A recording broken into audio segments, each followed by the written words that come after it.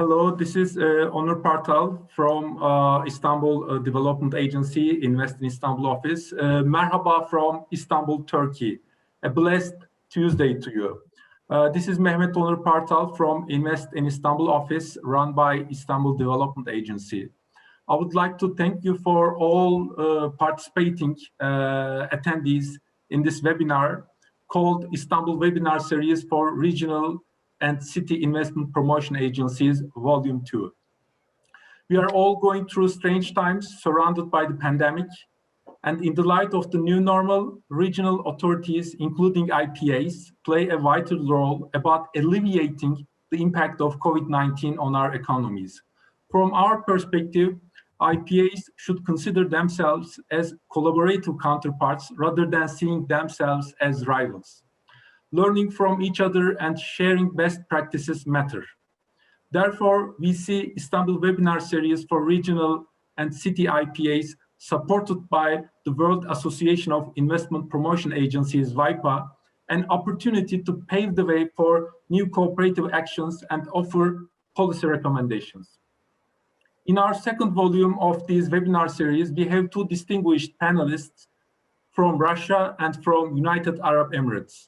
Ms. Minullina Taliya Ilgizovna, CEO of Tatarstan Investment Development Agency from Russia. Welcome. Thank you very much for inviting us. Dear ladies and gentlemen, it's a great pleasure for Tatarstan to present itself as a region of Russia. Thank you. You're welcome. I think in today's session, since you already shared the screen, we would like to hear from your regions. We would like to hear the policies you have followed so far in order to alleviate the impact of COVID-19, comparison of strategies before and after pandemic. Moreover, I would like to bring up another hot topic on the table. How do you engage with your national IPAs? We would like you to tell your best practices and basic problems. And also, Mr. Mohammed Juma'a Al Musharrakh, CEO of Invest in Sharjah from United Arab Emirates. Welcome to our seminar as well. Good afternoon, everyone. Thank you from the United Arab Emirates, and thank you especially, Mehmet, for organizing this event and also including us in your event to hear more and more about our best practices and what have we done during the pandemic in the UAE in general and in Sharjah specifically. Inshallah. We will have Q&A session in our webinar. So our audience, attendees, please drop your questions so our panelists will be answering them sincerely. First of all, I would like to thank you again for giving me this opportunity. And on behalf of the people of Istanbul, I'm saluting you all. Merhaba from Istanbul. After this quick briefing, it's going to be a pleasure for me to kick off this webinar. Dear Taliya, Tatarstan is situated at the confluence of two large rivers, the Volga and the Kama. Being a kind of bridge connecting Russia's European and Asian parts, Tatarstan is a dynamically developing region with its success being based on a solid foundation of economic stability. The Republic of Tatarstan is an oil production and petrochemical center, and as a meeting point of civilizations, a symbolic crossroads of Eastern and Western, Asian and European religious and cultural traditions, Tatarstan has accumulated extensive experience in maintaining inter-ethnic and interfaith accord. This experience serves a perfect background for the Republic of Tatarstan to develop its contacts with the world, build trade, scientific and cultural links. So, dear Taliya, now we wonder about the investment climate in the region. So could you please brief us about the region? The floor is yours. Mehmet, thank you very much. I will just spend a couple of minutes to show you several slides for the ones who doesn't know where Tatarstan is. So I would like to ask to put the presentation. Yes. So next slide, please. here is the map of the Russian Federation, and Kazan, that is the capital of Tatarstan Republic, is just 1 hour flight from Moscow. So we are just in the central part of the country, and although we have 2 rivers that goes out to 3 different seas, still the water is not something that we can be proud of, because it's frozen for 6 months of a year. Next slide. As for economy, you can see that the GDP of Tatarstan, the gross regional product, is growing year by year.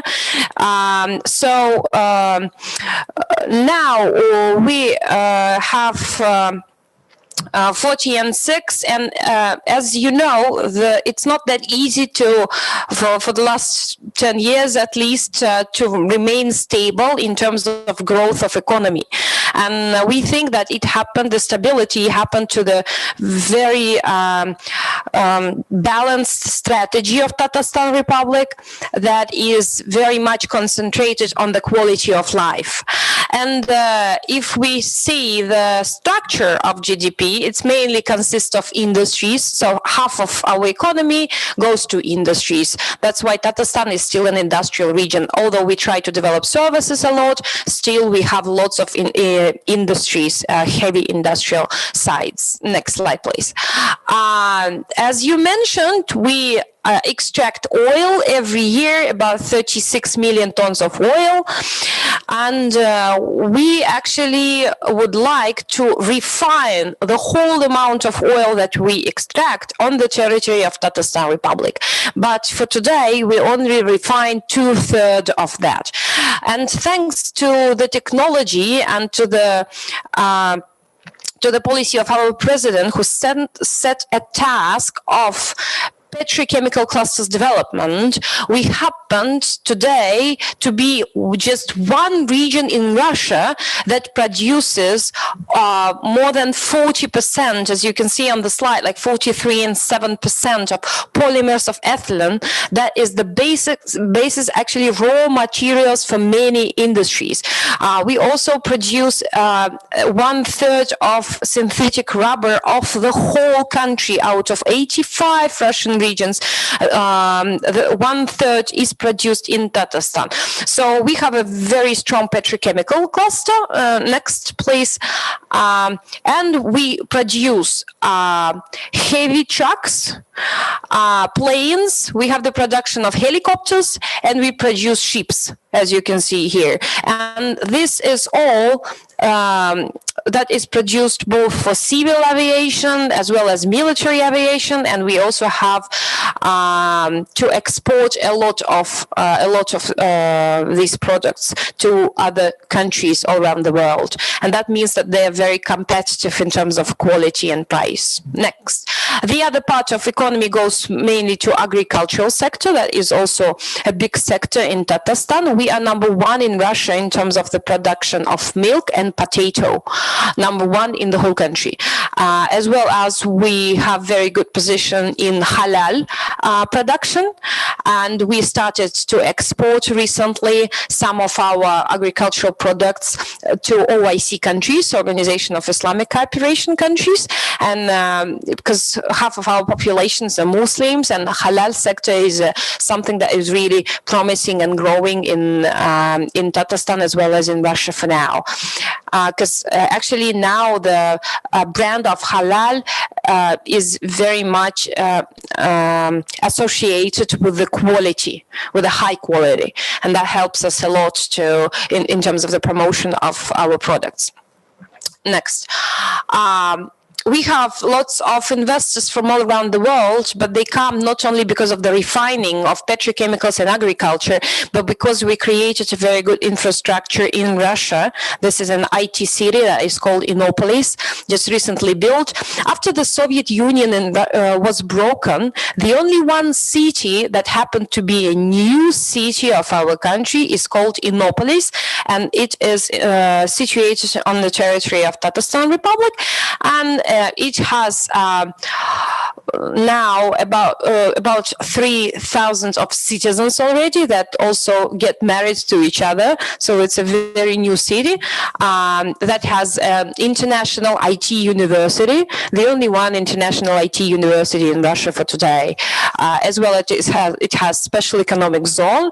So we invite international companies to join Tatarstan Economic Society to enter the Russian market. Because of IT International University, we have pretty cheap labor force in terms of IT and high quality specialists, and this attracts lots of companies. Moreover, they can try the pilot projects that they can do within the Tatarstan enterprises. As we have many enterprises, they can try their products and try how it's going to work, and maybe like make them more perfect than they are.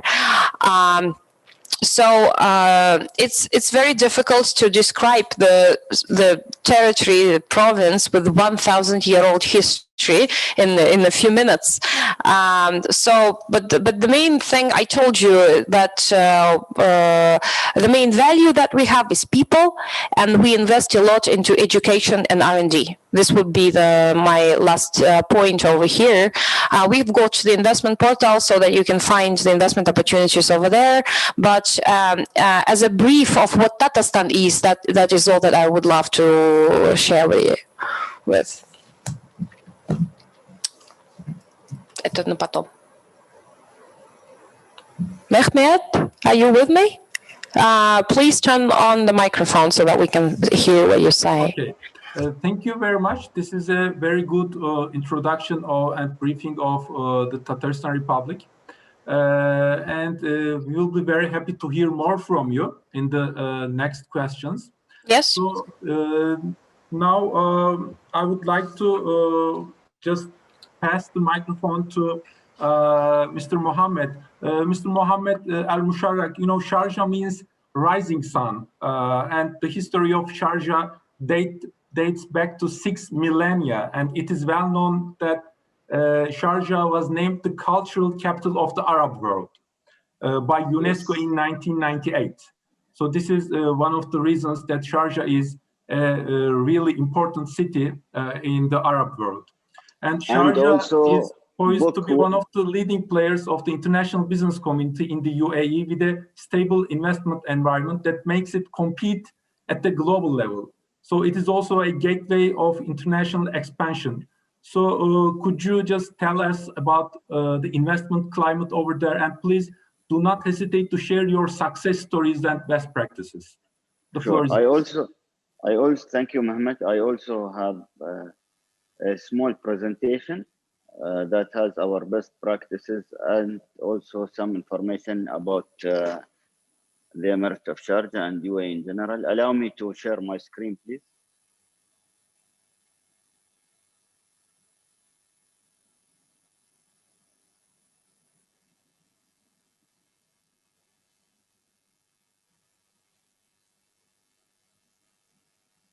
So Sharjah is actually the third largest emirate in the United Arab Emirates after Abu Dhabi, the capital, and Dubai, the commercial city of the United Arab Emirates. Sharjah is more well known as the industrial capital of the United Arab Emirates. We have more than 22 industrial cities within the Emirate of Sharjah, and we have around 35% of the total industries in the UAE.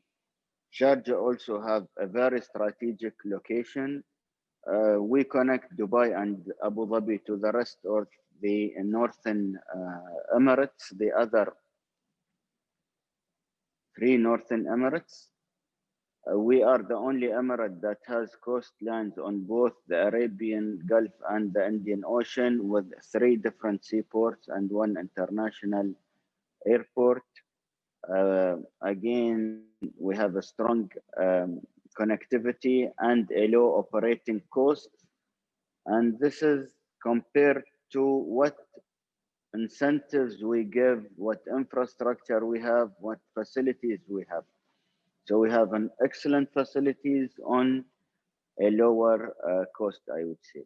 We have very good ratings, which is a triple B as per Standard and Poor.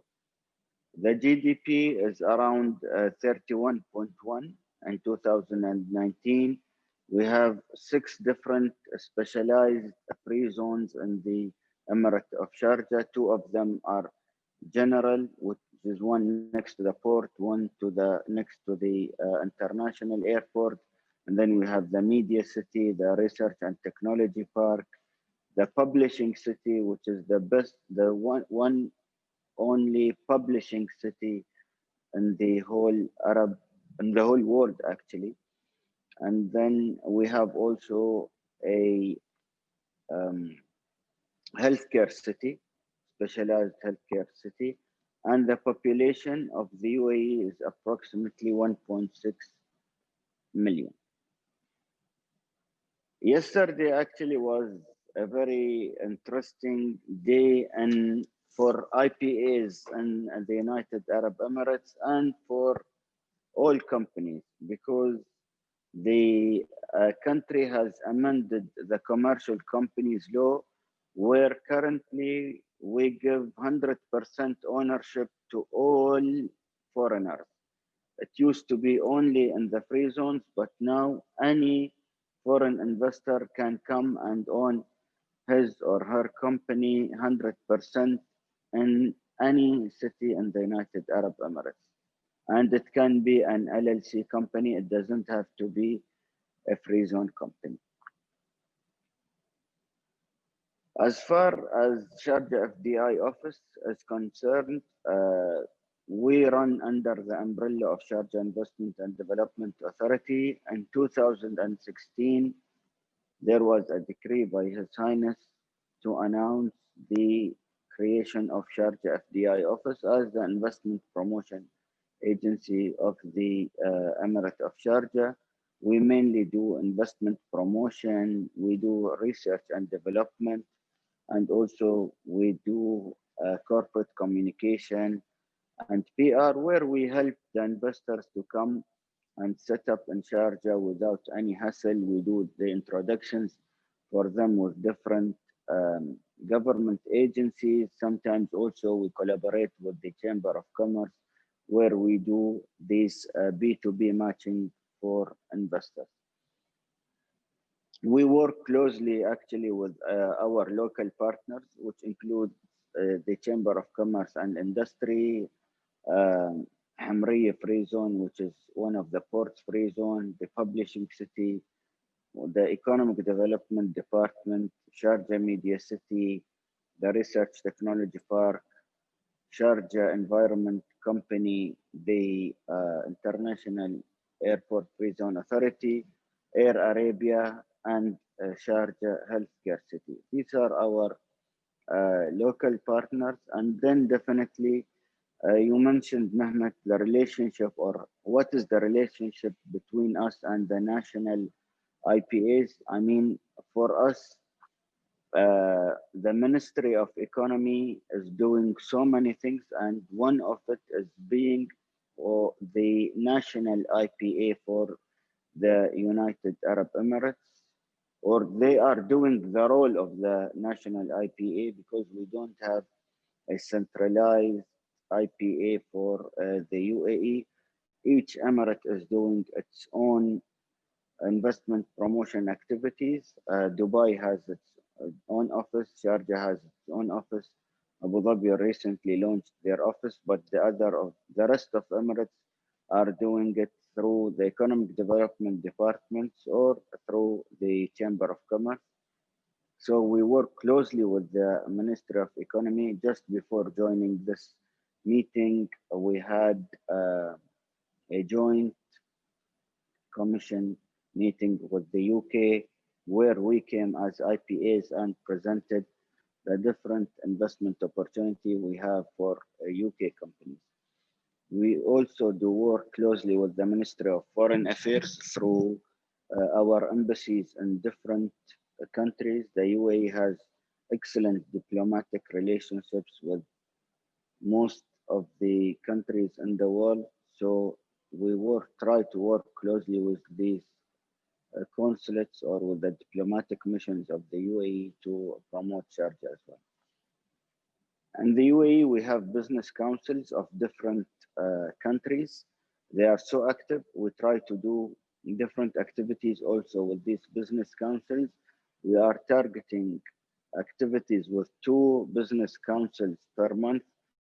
So in the year, we do around 24 different roundtables with 24 different business councils. We also try to collaborate with the embassies and the consulates when we do these country-focused local activities.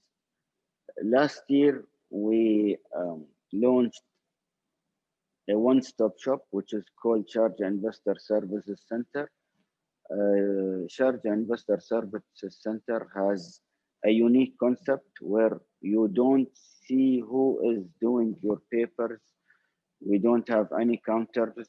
The center has cameras, so the moment the investor comes in, one from the back office comes, meet the investor, try to understand what he needs, and then we have services of around 10 different entities, free zone entities, onshore entities, the municipality, the economic development department, the notary public. The interaction is only with one person, and this one person electronically sends your request to the back office, and the back office will finish all your transactions regardless who is your stakeholders or why you are in the center or what kind of service you require. So it's a unique concept, I think, especially where you don't see who is going to finalize your transaction. We do a lot of trainings and workshops for our employees.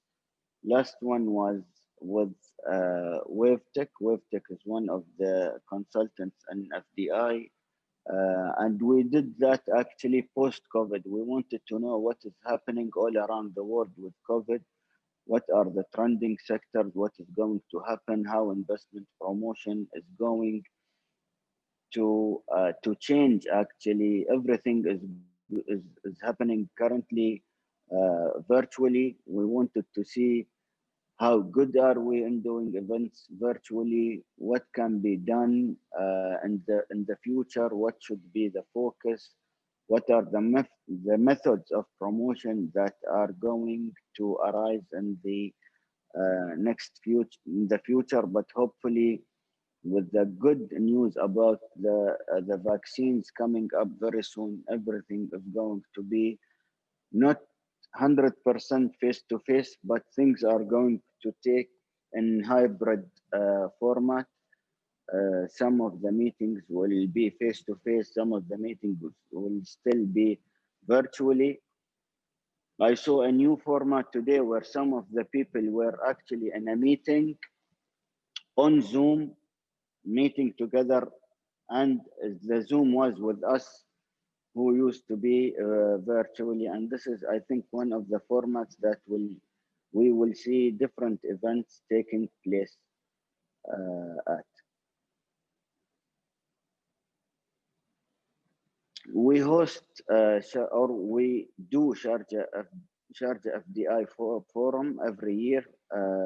We are going to change the name from Sharjah FDI Forum to Sharjah Investment Forum to try to include different kind of investments, to promote also local investments during including the VC funds and all of this. We have done 5 different editions of the Sharjah Investment Forum, and in the last edition also Tatarstan Investment Promotion Agency was one of the participants. We thank them for their support, and we also very proud to participate at Kazan Summit that they organize every 2 years. We do a lot of roadshows and international initiatives. We do our own roadshows. We participate in different exhibitions, conferences all around the year and in the whole world, I would say. We do different roundtables when things used to be done face-to-face. We used to do the roundtables, as I mentioned, with the business councils. These are some of the photos from the business councils events that we used to do. We do also participate at a lot of exhibitions internationally and locally, and here are some of our our stands at different exhibitions. When COVID started and everything just moved online, we started doing different webinars, and we found that through the webinars you can actually reach to a wider audience. I mean, if you do a face-to-face event, you are limited to the size of the ballroom or of the meeting room, but virtually you can, I mean, accommodate as much number of participants as you want or as you can. The management of these events are easier. The arrangements for these events are much easier. You don't have to travel and book tickets and book venues and all of this. You can easily do it in 1 week time. Stimulus packages. I mean, Sharjah government decided to release a stimulus package for companies, and that was worth 1.1 billion in terms of fees reductions, in terms of electricity bill reductions, in terms of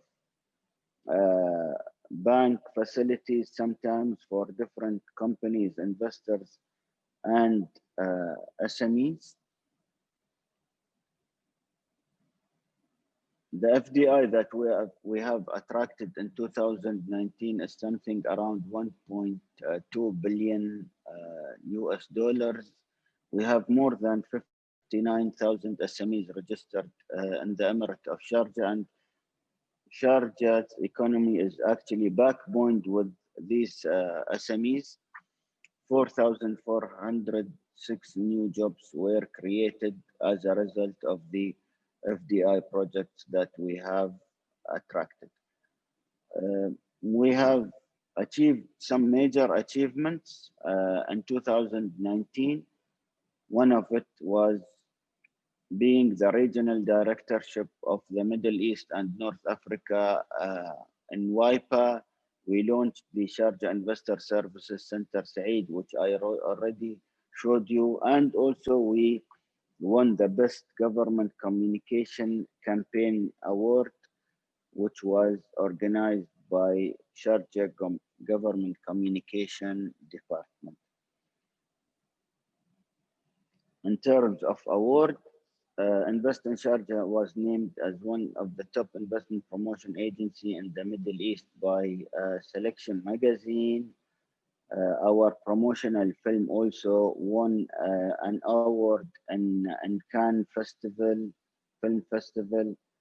And then also we won as the loyal partner for the annual investment meeting, the well-known investment AIM meeting that happens every year in Dubai. So this is it when it comes to our best practices and what do we do at Invest in Sharjah and the Emirate of Sharjah level. Thank you very much.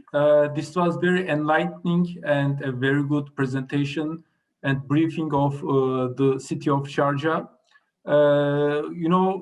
According to the latest OECD projections, global FDI is expected to decline sharply in this year. Besides the dramatic health and social implications, the COVID-19 crisis has caused severe economic disruptions. So, Mr. Al Musharrakh has also touched on the stimulus packages that the UAE and the Sharjah have implemented. So, dear Taliya, Minullina, would you like to just talk about what kind of policies have you followed so far in order to alleviate the impact of COVID-19 on the economy of the Republic of Tatarstan? Yes, thank you very much. We actually are very interested in what Sharjah is doing and what UAE is doing as a country, and we also follow Turkish Republic and other countries all around the world. But it seems to me that here and there, it's almost the same measures that almost each government is trying to organize at the moment to support SMEs, to support large businesses, to support the economy itself. So what we have done so far in Tatarstan, we made an anti-COVID plan, like a national Tatarstan plan, how we're gonna support our local economy, what we can do to make it easier for our entrepreneurs and for SMEs and for large-scale enterprises, for each actually sector, as well as it also covers lots of social things such as hospitals. So what we can do in terms of not only supporting businesses, but socially, how we can do that. So, поставьте вот сейчас слайд, пожалуйста, мне. I will show you just one slide in order to emphasize the main measures that goes to that were actually implemented by Tatarstan. So we organized some subsidies, direct subsidies to SMEs, to several sectors, and we have the list of the sectors that are considered to be most damaged in terms of COVID-2019. We have the tax payment postponement, but this is the measure not only of Tatarstan, but also of our federal government, right? Next, we organized lots of online trainings for businesses in terms of digital shift, because lots of, let's say, restaurants and cafes were closed at that time. And they should, adapt somehow themselves and their business models to the new logistics, to the new IT, so to say, digital economy, and they did. So we organized lots of online training in terms of digital shift with the help of those businessmen who has already done it so far, as to use them as an example for others. Then we also organized some extension of reporting deadlines, because they have lots of different reports to different authorities of different levels, and this is what helped also for the SMEs mainly, and there is protection of SMEs and large-scale enterprises as well, in terms of examinations and sanctions internally. So we try not to make lots of different examinations from various authorities to make their life easier at this time.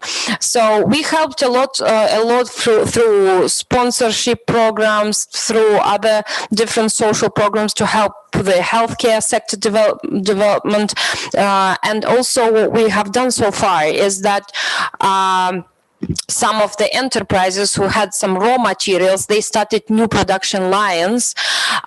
These are the masks, the sanitizers, the many other things that we happened to have the raw materials for on our territory. So this was a very big push in terms of healthcare production for Tatarstan, and secondly in digital thing, because everyone went digital now, and it was a very big push. So COVID-2019 has some good things as well, not only bad things for economy, finally, and this is what is also good about it.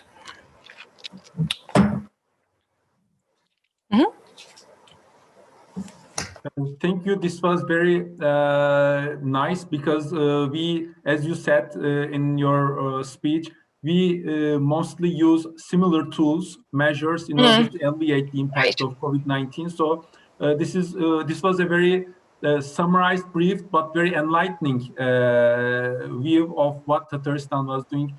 I would like to go through this managerial perspective, because you are the CEOs of your investment agencies, and as with many other organizations, investment promotion agencies have had to switch to remote working arrangements. So we faced various organizational IT and management challenges as well. For IPAs, this has meant canceling in-person investor visits. We canceled our fairs, exhibitions, missions, road shows. But on the other hand, we are now regularly providing information via our websites. We are switching immediately to digital tools and solutions. So, dear Mohammed, would you like to talk about, from your managerial perspective, when you make a comparison to the strategies that used until the pandemic and after the pandemic, would you like to just compare these two periods for us? Sure.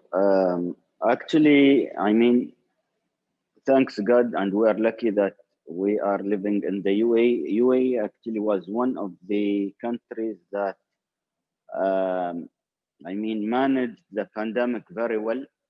The lockdown was only for, we did not have a total lockdown in the Emirate of Sharjah. There was nothing called total lockdown.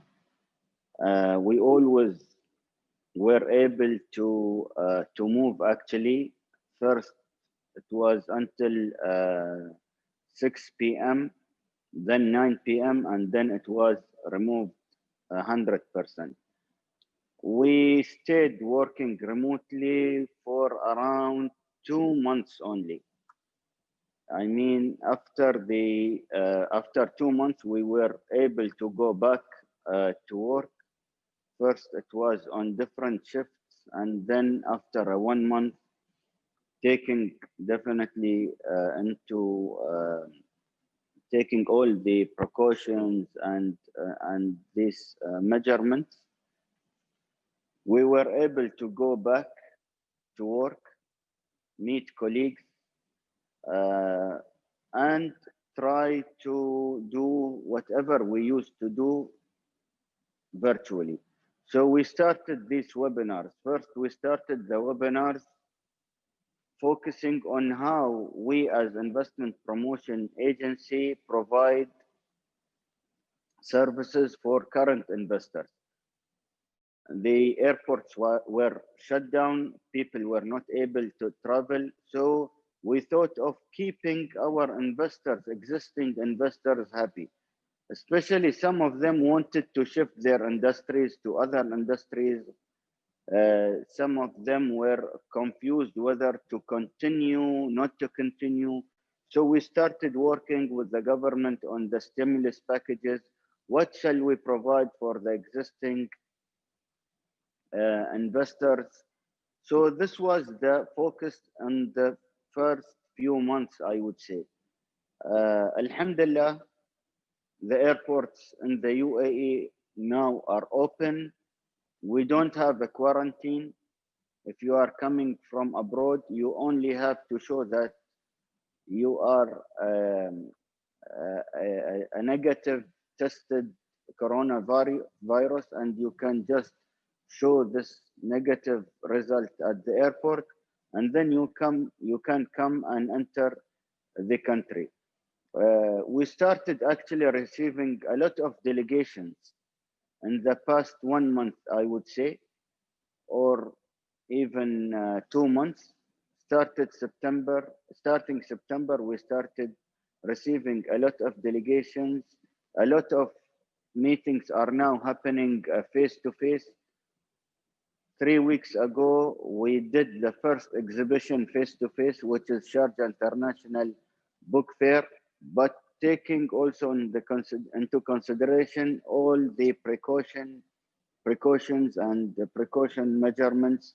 There are slots to come to the exhibition. You have to register your name and you have a slot.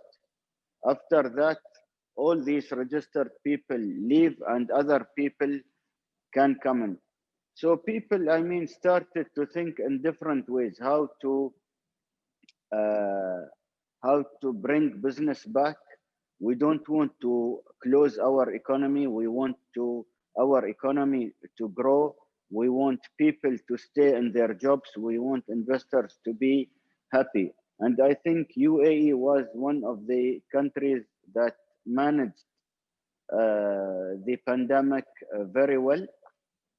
Next month, we are participating as at Invest in Sharjah at the first face-to-face exhibition and seminar that is also going to happen in Dubai. We, as Invest in Sharjah, did not organize any face-to-face event yet, but I think starting 2020, we will start going back to face-to-face events. We can still do meetings with investors if they are coming to the country. We can still meet them.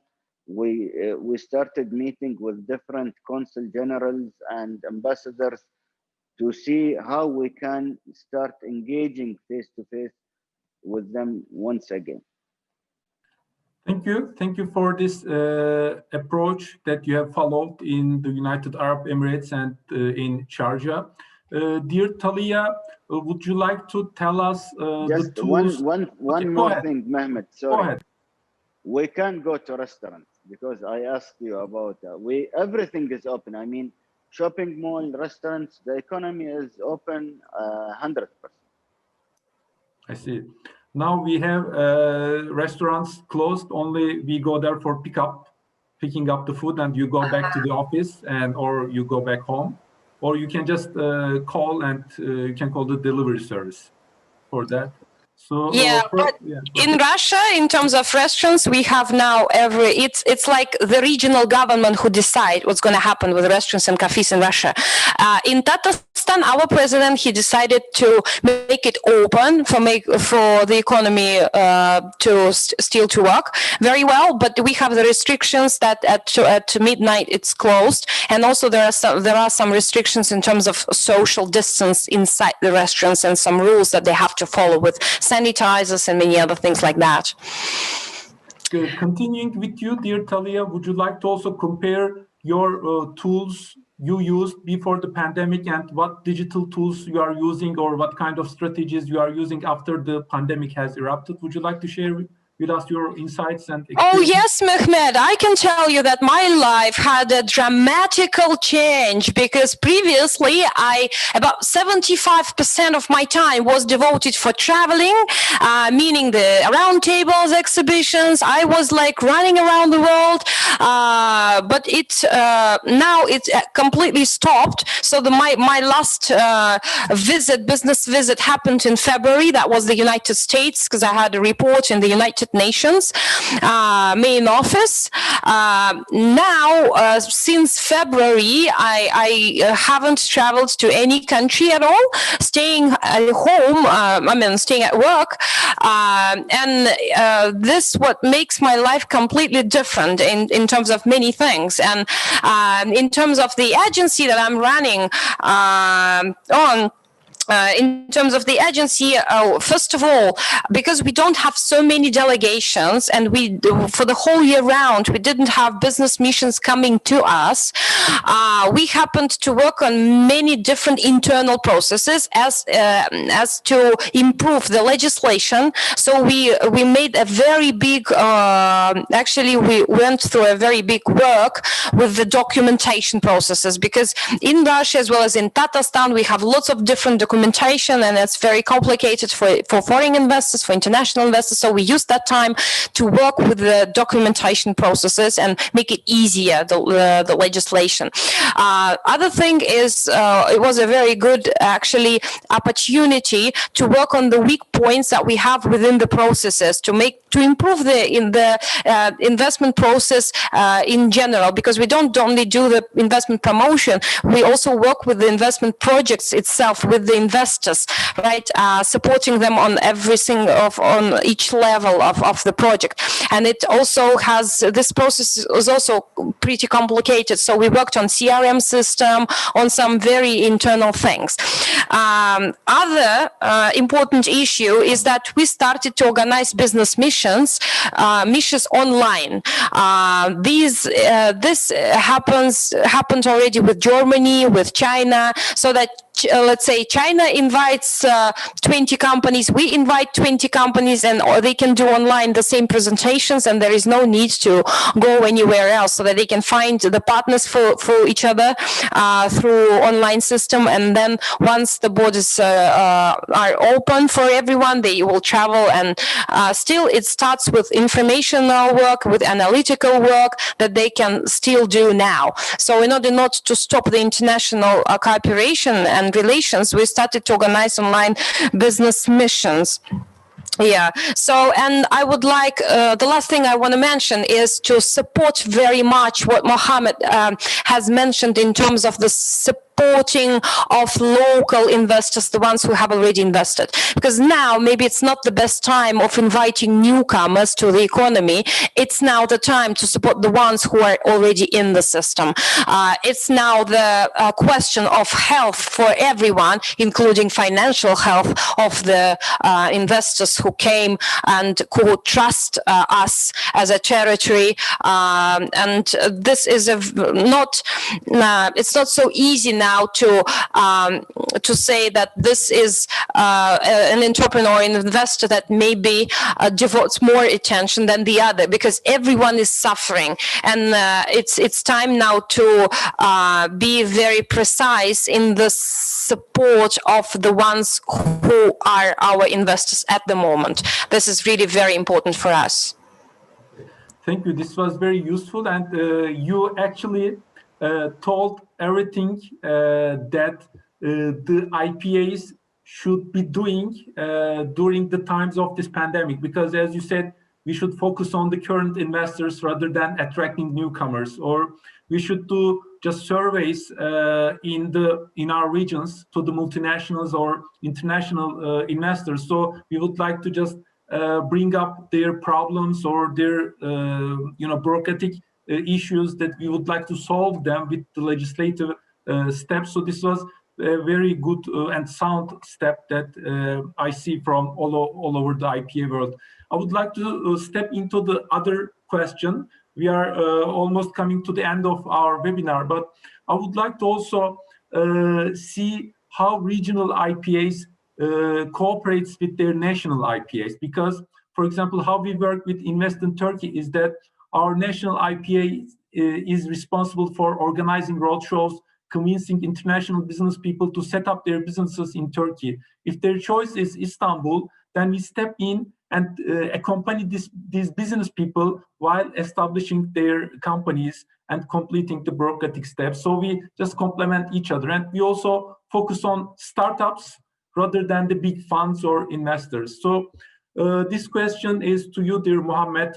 How do you engage with your national IPA? How do you think a successful synergy be pursued? Thank you, Mehmet. Maybe I touched upon that. We don't have a national IPA, we have the Ministry of Economy.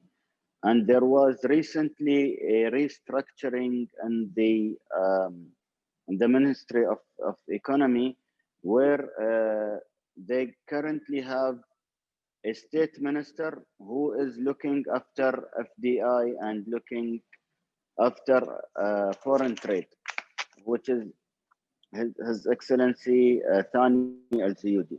So now His Excellency Thani Al-Ziyudi has the FDI as a file under his ministry. We work closely with them since the beginning of Invest in Sharjah, and at that time, Shuruq, they do a lot of roadshows where most of the IPAs, local IPAs, travel with them. We also work with other IPAs, especially from Dubai. We have an MOU with the IPA in Dubai. I mean, each emirate of the end of the day is focusing on some sectors, and each emirate has its own competitive advantage. So, for example, some companies, especially in finance, I mean, financial companies that come to us in Sharjah, we advise them to go to either Dubai or Abu Dhabi, because in Dubai there is the DIFC, Dubai financial city, and then in Abu Dhabi there is ADGM. We in Sharjah don't have a financial city or a free zone. So there is always a collaboration. The same thing happens with the Ministry of Economy. If they think that this lead is good for Sharjah, they direct it to Sharjah. If they think that this lead is good for Dubai, they direct it to Dubai.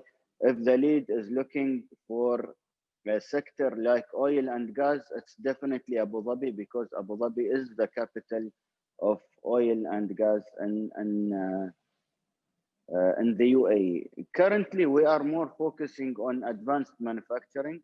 As I mentioned, Sharjah is well known as the industrial capital. We have the infrastructure for manufacturing and for industries. Now we want to target and benefit from this industrial infrastructure, that we have to attract advanced manufacturing companies. We just attracted an international company that does 3D printing and metal printing, and I think that this is the future. I mean, 3D printing will enter in different kind of industries. We are focusing on food security. The pandemic has taught us a lot. You have to be good in healthcare. You have to be good in food security. So now, and we live in a desert actually. So we were not focusing on agriculture a lot, but now with the technology of these agrotech and the greenhouses and all of this vertical farming, we are trying to attract more and more companies in agrotech and farming, as well as aqua farming is something that we are also trying to focus on. So when the pandemic came, we revised the whole strategy, sectors strategy, our strategy of how to promote, what sectors to target, what kind of companies to target as well. Biotech, for example, is something that is going to be huge in the next 5 to 10 years, with all these companies doing testing on vaccines and all of this. Okay. Thank you very much for the answer. I would like to go back to Taliya again. Dear Taliya, how do you engage with your national IPA? And also, you already mentioned some of the best practices, but if you have more, we will be very happy to hear them as well. Well, unfortunately, we don't have national NPA like in the Emirates, the same, but we do have investment society, so to say, consisting of regional IPAs, CEOs. It's more like a community to discuss general united, maybe joint problems that we have, to discuss any maybe issues or any initiatives that we can go out with to the federal ministries and federal government in Russia. So we are on WhatsApp because Russia has 85 different regions. It's 85 different people there. And some regions, they have not only one investment agency like Tatarstan, but they have corporations of development or like different other institutes of development, institutions that help to support SMEs, investors, large-scale enterprises, even exports sometimes. So it's like a very big community that we discuss together lots of different initiatives and problems, as I mentioned, and we've got the very regular thing. These are the video conferences that we organize on a weekly basis. So devoted to different themes, and we try also to discuss some maybe investors who would love to expand to other Russian regions, so we can recommend each other what we can do. We also share some legislation things in terms of regional development. Let's say Tatarstan has some good ideas, and we also share those ideas for everyone to be involved into that and to organize a good job inside their regions, because finally we are all the same country, and it's easier for us to become stronger together, because synergy effect is a good effect. This is something that we should work on together. And I believe that in other countries there is also a big competition between different regions inside the country for investors. But on some practical issues, we still can be combined, we still can be united together, as the same we are doing now on an international level, by the way. So because there are some investors that might choose between Russia, Turkey, and Emirates, let's say, but finally we are friends to each other, because we all need to make sure that the investment environment is good within the world and within those countries that we represent, finally. As for the good practices that I would love to share with you, would you please turn on the presentation again? I'll show you 2 slides, just a couple of slides. We are now very focused on ecology and on ecology projects. This is what is very interesting for us. We think about green economy, we talk about green GDP. So this is something that bothers us a lot. Yeah, and also the... No, go. Вот дальше мы же уже это видели. Yeah, so we try to work on garbage things, on energy, solar systems, on many other things that are connected somehow to a new ecological reality, so to say. Следующий slide. As I also mentioned before, we work on IT sector development a lot. This is cybersecurity, artificial intelligence, software engineering, robotics, and things that are somehow connected to that. Next, yes. One of the very good practices that we have today is the investment council headed by our president. So every month we gather together with the with the large-scale entrepreneurs in Tatarstan, as well as with new investors. So this is a good opportunity for the investor to come out with his project and to share his ideas, what he would love to do in Tatarstan, and also how we discussed the legislation problems, and we discussed there how we would like to help him. Is there any governmental good support that can be good for his project? But this is only for very big projects, because the president cannot go into every single small project, right? So the volume of investment should be really big to participate in this investment council. But we organize it on a regular basis, and this is a very good opportunity so that everyone knows what is going on inside the region. Everyone understands the new projects that will come out soon. Yes, because in terms of planning of economic development, this is also good, because this works for private investment.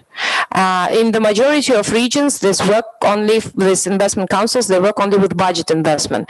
So this investment council was created especially for private investment. Maybe that could be a good practice for other IPAs around the world. I'm not really sure. And next thing is the Investors Club. What we found out is that it's very difficult for investors to talk about their individual problems in front of everyone.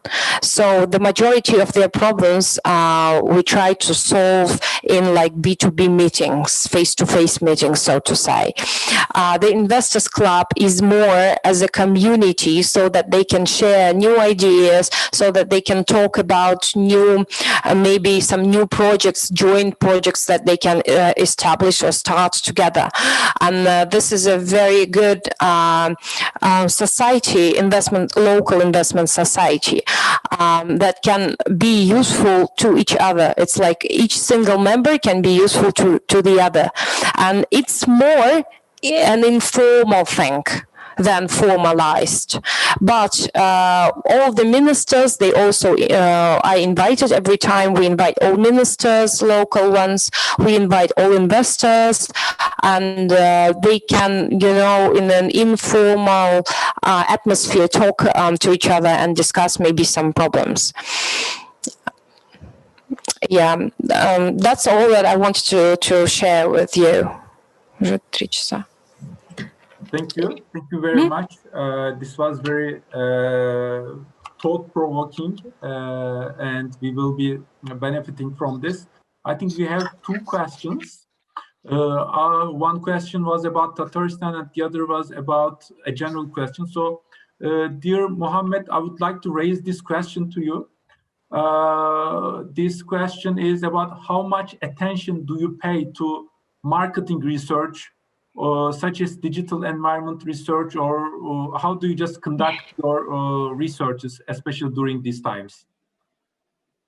I mean, for research, we have our own research team. We have a research and development team, which is in-house. We also work with some consultants, some international consultants. Actually, we put on board to help us in deep research about different industries, sectors, subsectors that we have to focus on for the future.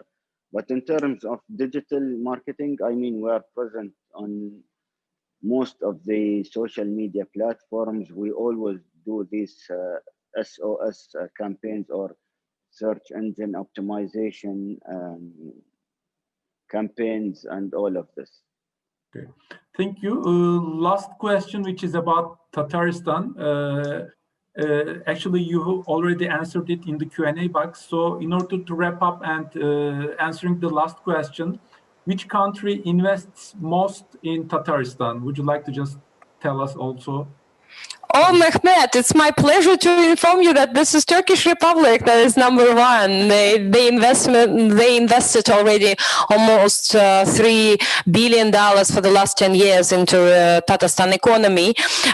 We have 79 countries who invested to Tatarstan, and #5 will be Turkish Republic, France, Germany, the United States, and China. These are #1 in general. As for the volume of investment, of capital investment, of FDIs as well, like for direct investment. If we talk about the countries that they use, we might find within the statistics like Luxembourg, the Netherlands, and like the Great Britain, but we all know what we are talking about, right? Yeah. So the ones that I actually mentioned, the 5 countries that I just mentioned, these are the country who are the home countries for the companies who are our main investors for now.